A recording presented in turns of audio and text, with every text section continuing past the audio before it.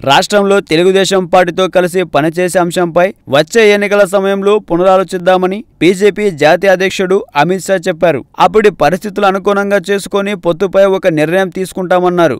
ఆంధ్రప్రదేశ్ పర్యటనకు వచ్చిన అమిత్ షాను బీజేపీ రాష్ట్ర నేతలు మర్యాదపూర్వకంగా కలిశారు. గురువారం ఉదయం విజయవాడకు చేరుకుని ఎంపీ గోకరాజు గంగరాజు అతిథి గృహంలో విశ్రాంతి తీసుకున్న ఆయనను పార్టీ రాష్ట్ర అధ్యక్షుడు కుంభంపాటి హరిబాబు, మంత్రి కామినేని శ్రీనివాస్, పార్టీ జాతీయ కార్యవర్గ సభ్యుడు సోము వీర్రాజు, ఎంపీ గోకరాజు గంగరాజు, కేంద్ర మాజీ మంత్రులు కృష్ణంరాజు, పురంధేశ్వరి, కావూరి సాంబశివరావు, మాజీ మంత్రి కన్నా లక్ష్మీనారాయణ, మాజీ ఎమ్మెల్యే కాటసాని రాంభూపాల్ రెడ్డి తదితరులు కలిశారు. బీజేపీ పట్ల మిత్రపక్షమైన తెలుగుదేశం పార్టీ అనుసరిస్తున్న తీరు, రాష్ట్రంలో విచ్చలవిడిగా సాగుతున్న అవినీతి అక్రమాల గురించి వివరించారు.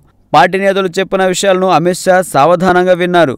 పొత్తు తదితర అంశాలపై వచ్చే ఎన్నికల సమయంలో నిర్ణయం తీసుకుంటామని ఆయన వ్యాఖ్యానించినట్లు పార్టీ వర్గాలు సమాచారం.